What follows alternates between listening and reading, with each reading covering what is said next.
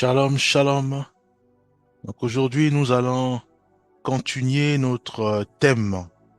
Donc nous allons prendre la suite de notre thème. Donc le thème, c'était simplement quel est le but de devenir chrétien. Donc aujourd'hui, nous allons voir la deuxième partie. Alors juste pour rappel, nous avions abordé ce thème en disant que le but de devenir chrétien consistait simplement à nous rapprocher du Seigneur. Donc à revenir vers le Seigneur, donc à être en intimité avec notre Créateur. C'est d'être en relation permanente avec notre Dieu. Donc une fois que cette relation avec le Seigneur est établie, à ce moment-là, il découle de cette relation la vie de la sainteté, la vie de la pureté, la transformation radicale de notre vie, la garantie du salut, l'amour de notre Seigneur. Nous touchons du doigt cet amour, puisqu'il y a cette intimité, il y a cette relation qui est rétablie. Voyez-vous? Donc nous avons la notion du salut, nous avons la notion du retour du Seigneur, et nous avons la notion aussi que nous allons vivre avec notre Seigneur. Nous avons aussi dit que cette relation avait été déjà rétablie par Jésus-Christ. Souvenons-nous, le premier Adam a péché, tous sont privés de la gloire du Seigneur. Jésus-Christ est revenu et il a réconcilié l'humanité à son Créateur. Voyez-vous? Donc maintenant, il est question que chacun de nous puisse s'approprier du travail accompli par Jésus-Christ, qui consiste simplement à nous reconnecter au Créateur, à nous reconnecter à notre Seigneur. Voyez-vous? Si moi aujourd'hui, de façon volontaire, je ne veux pas pratiquer la parole de Dieu, je veux vivre selon le monde. Donc vivre, comme on dit, vivons sur terre, puisqu'on a peu de temps, amusons-nous, prenons de l'alcool, allons dans les boîtes de nuit, dans les concerts et autres, voilà, vivons comme ce monde. À ce moment-là, nous ne vivons pas cette relation avec le Seigneur de façon volontaire, voyez-vous, sachant que un travail a été accompli par le Seigneur Jésus-Christ. D'où la nécessité, de façon individuelle, que chacun puisse réaliser que pour devenir chrétien, le but premier, c'est d'abord que nous puissions nous reconnecter à notre Seigneur, qu'il ait cette intimité avec notre Seigneur. Et l'intimité, on a dit que ça se passe à travers la prière, ça se passe à travers la méditation biblique. Voyez-vous? Donc si moi, je veux connaître mon Créateur, c'est à travers la parole de Dieu. Si je veux connaître mon Créateur, c'est à travers les témoignages d'autres frères et sœurs, à travers la prière. Voyez-vous, plus je médite la parole de Dieu, plus je connais davantage celui qui m'a créé. Voyez-vous, et à ce moment-là, de façon naturelle, je commence à prier. Non, Seigneur, manifeste ta présence en moi, manifeste ta miséricorde. Il est déjà là, puisque le travail est déjà accompli. Donc il demande simplement que nous puissions saisir ce qu'il a déjà mis en place, ce qu'il a déjà établi, ce qu'il a déjà accompli à la croix du Calvaire.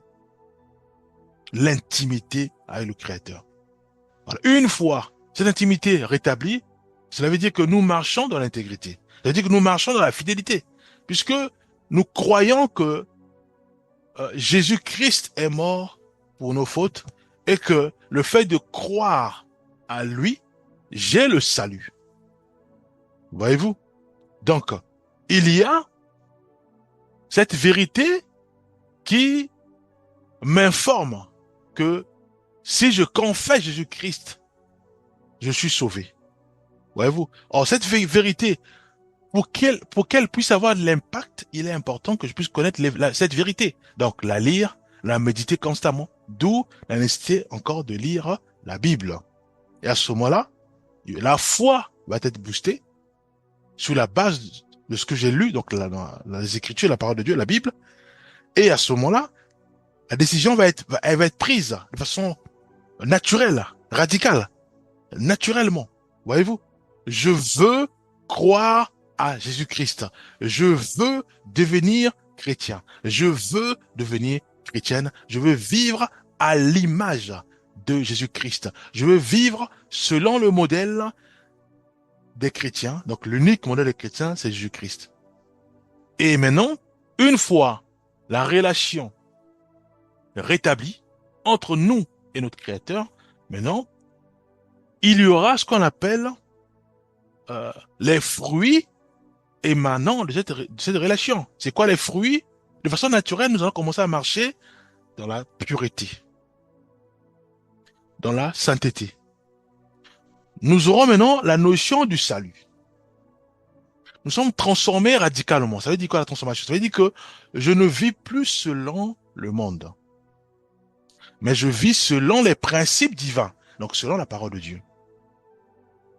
Voyez-vous? Je change radicalement les amis. Donc les amis qui m'ont mené dans les boîtes de nuit, dans les bars, dans les clubs, voilà, des clubs lucifériens, s'ils changent pas leur vie, je les laisse. Parce que j'ai changé radicalement ma vie. Sur la base des Écritures. La Bible me demande à moi maintenant de marcher selon les règles établies par le Seigneur. Surtout dans la Bible. Donc il y a une transformation. Voyez-vous? Donc la relation est établie. Donc, ce qui découle de cette relation avec notre Seigneur, c'est la transformation. C'est aussi le fait de constater que maintenant je marche dans la pureté. Puisque le fait de marcher, de vivre dans ce monde, selon la parole de Dieu, c'est respecter la parole de Dieu. C'est-à-dire que je marche selon la parole de Dieu. Je parle selon la parole de Dieu. Ça veut dire que je marche et je vis dans la sanctification. Voyez-vous? La notion du salut, elle est là, en moi. Puisque Christ me dit à moi que si je le confesse, j'ai le salut.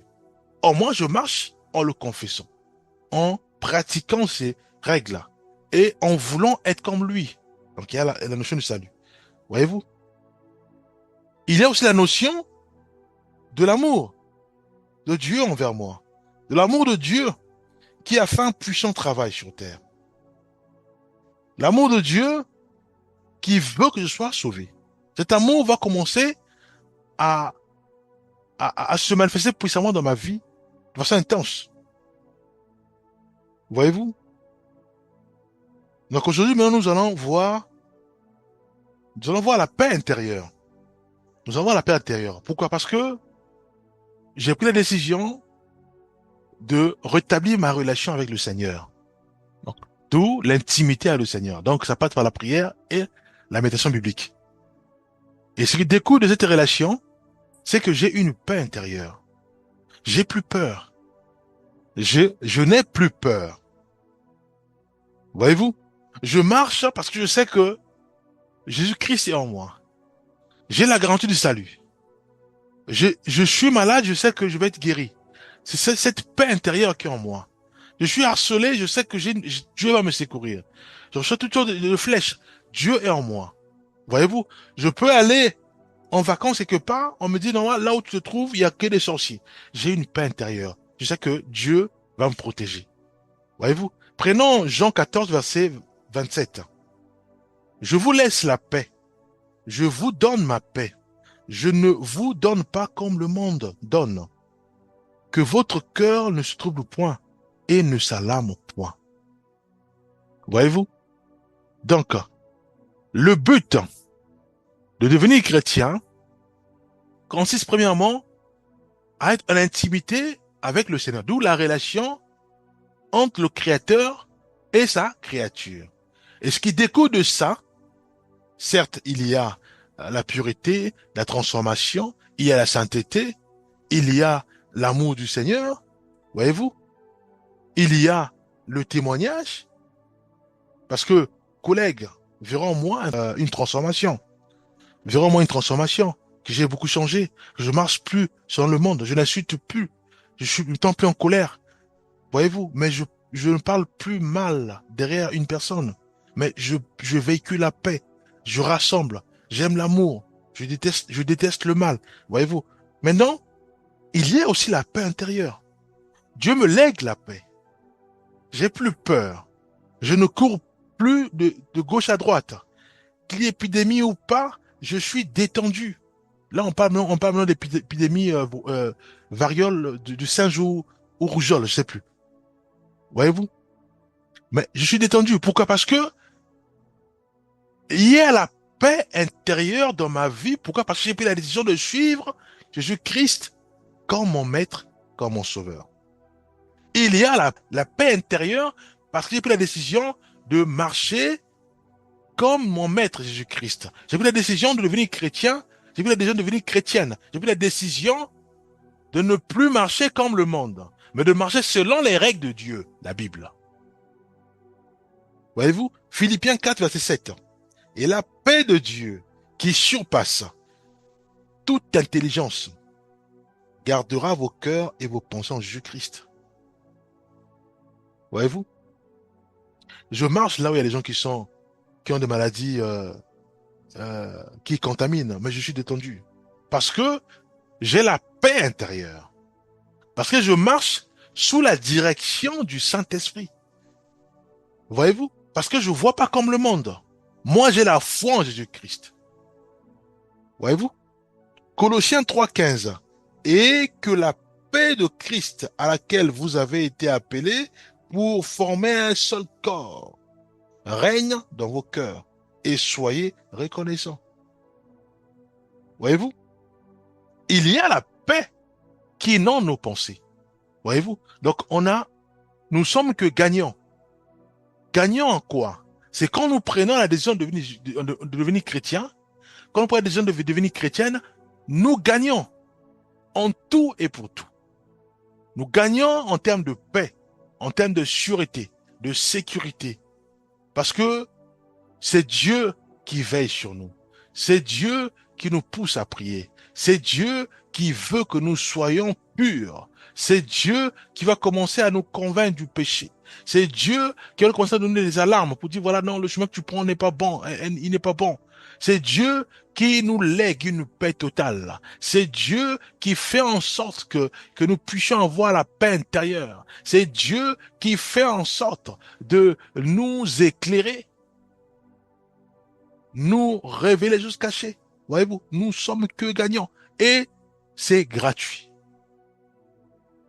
Voyez-vous, prenons Jean 11, versets 25 à 26. Jésus lui dit, moi je suis la résurrection et la vie. Celui qui croit en moi vivra. Quand même, il sera mort, et quiconque vit et croit en moi ne mourra jamais. Crois-tu cela? L'espérance de la résurrection. 1 Corinthiens 15, versets 20 à 22. Mais maintenant, Christ est ressuscité des morts. Il est les prémices de ceux qui sont morts. Car, puisque la mort est venue par un homme, c'est aussi par un homme qu'est venue la résurrection des morts. Et comme tous meurent en Adam, de même aussi tous revivront en Christ. Voyez-vous, cette notion de la résurrection s'intègre en nous parce que nous avons fait le choix de suivre notre Seigneur et soit Jésus-Christ. Voyez-vous, nous avons la foi que Christ est en nous. Nous avons la foi que Christ vit en nous, que ce soit sur terre comme après notre mort. Il sera avec nous. Voyez-vous? 1 Pierre 1, verset 3 à 4.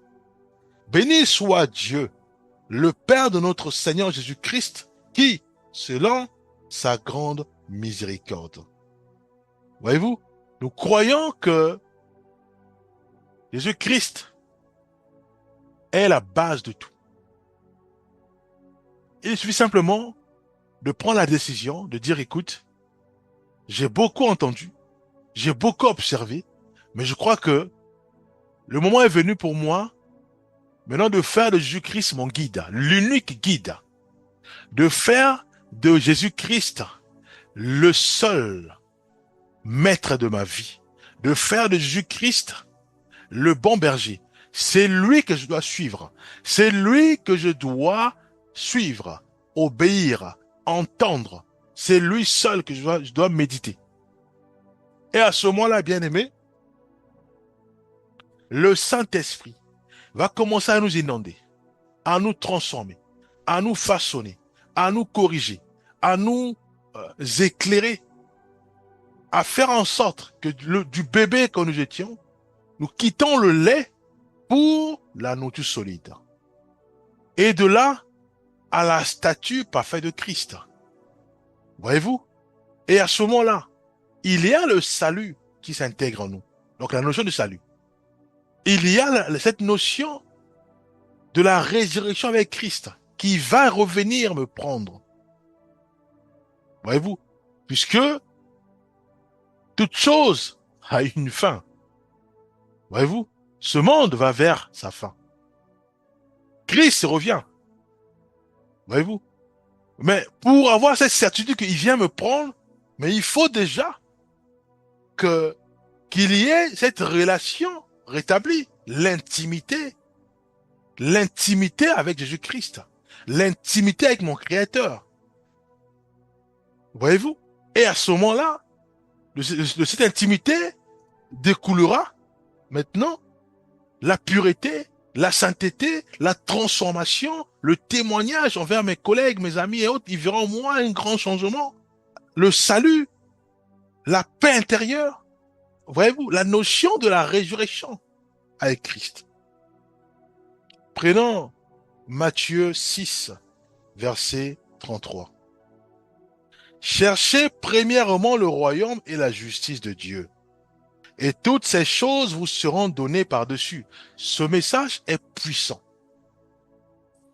Ce message est puissant. Et ça touche tous les domaines. Voyez-vous? Mais ceux et celles qui travaillent pour le diable Satan l'ont compris. Cherchez premièrement le royaume des cieux et la justice de Dieu, et toutes ces choses vous seront données par-dessus. Donc, il y a d'abord le fait de nous imprégner de la parole de Dieu et le fait de laisser Dieu nous coordonner. Voyez-vous? À ce moment-là, l'esprit, notre esprit va être nourri puissamment, fortifié puissamment, boosté puissamment. De sorte à ce que nous allons même voir que nous marchons selon le Saint-Esprit. Il y aura des visions. Nous allons commencer à entendre Dieu audiblement. Nous allons commencer à marcher dans la pureté. Parce que nous allons chercher d'abord le royaume et la justice de Dieu. Voyez-vous? Nous sommes puissamment boostés spirituellement. Mais tu peux pas être malade. Nous ne luttons pas contre la chair et le sang, mais contre la domination et les principautés. Voyez-vous? Donc le combat est spirituel. Donc avant que la maladie puisse attaquer ton corps, mais tu es au courant. Tu es au courant. Voyez-vous? Le Saint-Esprit a commencé à te dire, voilà, prie pour ce sujet. Prie pour ce sujet. Prie parce qu'il y aura l'épidémie. Prie parce qu'il y aura ceci. Tu pries, bien-aimé. Que tu vois l'épidémie dans le monde, est-ce que tu vas laisser la peur t'inonder? Non. Pourquoi? Mais parce que tu as la garantie que Christ te voit. Jésus-Christ marche avec toi. Il te protège. Il te guérit. Il te fortifie, bien-aimé. C'est ça, rechercher premièrement la justice et le royaume de Dieu. Voyez-vous? Luc 17, versets 20 à 21. Les pharisiens demandèrent à Jésus quand viendrait le royaume de Dieu. Il leur répondit, le royaume de Dieu ne vient pas de manière à frapper les regards. On ne dira point, il est ici ou il est là. Car voici, le royaume de Dieu est au milieu de vous. Donc en gros, le royaume de Dieu, c'est simplement être en fusion avec le Créateur. Être en fusion avec Jésus-Christ. Voyez-vous? Mais si nous sommes en symbiose, en fusion avec Jésus-Christ, ça veut dire que nous avons boosté notre esprit. Ça veut dire que nous avons recherché dans les prières, dans la méditation biblique, dans les jeûnes et prières, à atteindre la dimension de notre maître qui est Jésus-Christ. Puisque les disciples l'ont fait. C'est ce que lui aussi va dire aux disciples. Allez, faites de toutes les nations les disciples. Les baptisons au nom du Père et du Fils et de l'Esprit. Faites de toutes les nations les disciples. Donc, ça veut dire quoi? Ça veut dire que nous prenons un bébé spirituel, nous le formons sur la base des règles de Dieu qui se trouvent dans la Bible. Dans la prière, dans les jeûnes, le bébé devient mature. Il devient maintenant à la nourriture solide. Dans le jeûne et la prière, le bébé devient maintenant atteint la statue parfaite de Christ. Là, nous avons réussi notre mission. Voyez-vous? Pourquoi? Parce que le bébé, hier était bébé, aujourd'hui il est devenu maintenant mature, indépendant. Il dépend maintenant du Saint-Esprit. Il est pleinement rempli de Jésus-Christ, qui est la parole faite chair. Tellement rempli du Saint-Esprit. C'est ça le royaume. Le royaume de Dieu est en lui. Et tu es sûr que il aura peur de la mort? Non. Il aura peur des épidémies? Non. Pourquoi? Et parce qu'il marche avec le royaume, bien-aimé. Voyez-vous? La notion du salut est intégrée en lui. La notion du témoignage de Christ est intégrée en lui. La notion du retour de Christ est intégrée en lui. La notion de la participation au royaume de Dieu est intégrée en lui. Il sait ce qu'il va vivre dans le royaume de Dieu. Quand Jésus-Christ va revenir. Voyez-vous? Romains 14, verset 17. Car le royaume de Dieu, ce n'est pas le manger et le boire, mais la justice, la paix et la joie par le Saint-Esprit, bien aimé. Voyez-vous? Ce que nous gagnons quand nous prenons la décision de devenir chrétien. Ce que nous gagnons quand nous prenons la décision de devenir chrétienne. Il y a au départ de l'intimité entre mon Dieu et moi. Donc, ce désir de prier, ce désir de méditer la parole de Dieu, ce désir de devenir comme mon maître, donc être disciple de Jésus-Christ, c'est ça le but final. Voyez-vous? Le but final que le maître a demandé à ses disciples, allez et faites des nations des disciples.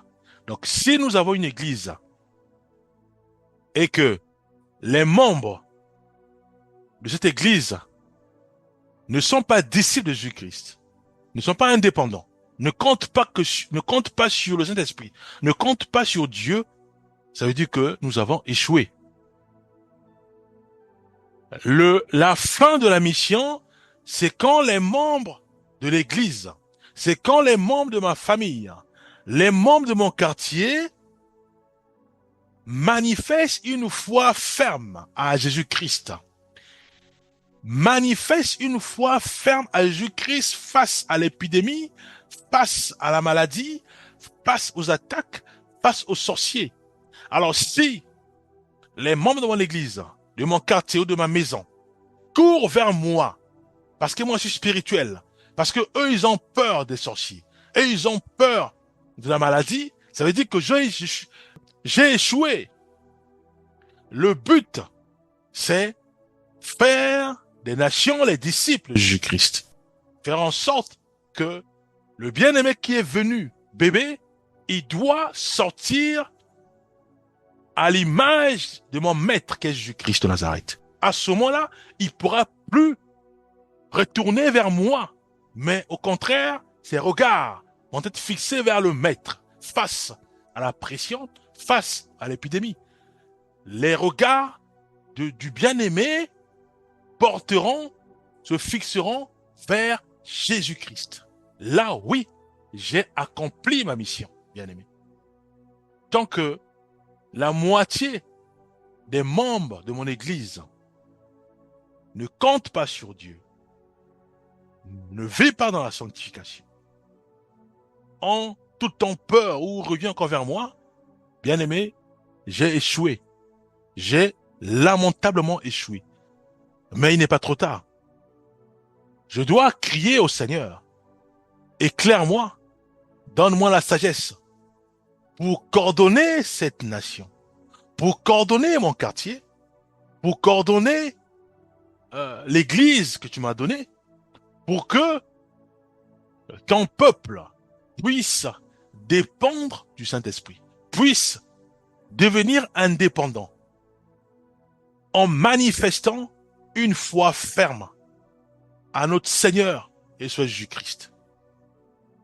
Voyez-vous? Donc, la relation avec Dieu est établie. Alors, ce qui découle de cette relation, c'est la transformation. C'est la pureté. Donc, je marche dans la sanctification. Je change radicalement. Donc, je rentre plus dans la boîte de nuit, je fume plus du cannabis ou je prends plus l'alcool. Et les autres verront en moi un témoignage parce que j'ai changé. Voyez-vous? Et en moi, j'ai la notion du salut. J'ai du salut parce que je vis pour Christ. Il y a la paix intérieure en moi. Donc, je peux plus me tourmenter ou me balloter me balloter à tout vent ou me balloter même à coup d'épidémie, avoir peur. Non. Voyez-vous? Il y a la notion de la résurrection avec Christ. Je sais qu'il va revenir puisque le monde va à sa fin. Mais moi, j'aurais détendu. Pourquoi? Parce que je sais que mon maître, il reviendra. Mais je marche avec le royaume. Donc, c'est forcément, il va me prendre. Parce qu'il y a la foi qui est là. Parce que le Saint-Esprit est avec moi. Voyez-vous? Regardez tous ces points que j'ai cités. Et tout cela, c'est gratuit. C'est gratuit. Pourquoi c'est gratuit? Parce que j'ai seulement pris la décision de rester en intimité permanente avec mon Dieu. D'être en relation permanente avec mon Seigneur. Voyez-vous? Nous allons prier. Père Céleste, tu es notre Dieu, notre Créateur. Aide-nous, Père, réellement, à rechercher la justice et le royaume de Dieu. Fais-nous grâce que nos pensées soient remplies de ta parole. Que nos cœurs, Père, soient remplis de ta parole. Aide-nous, Éternel des armées, à marcher réellement dans la pureté. Pardonne nos fautes. Nous avons péché à travers nos actions. Nous avons péché à travers nos manquements. Nous avons péché à travers nos dissimulations. Nous avons péché à travers notre façon de faire, de se comporter.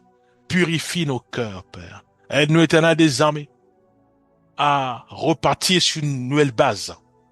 Une base, Père Céleste, où seul Jésus-Christ est notre maître. Jésus-Christ est notre modèle. Au nom puissant de Jésus-Christ, nous avons ainsi prié. Amen.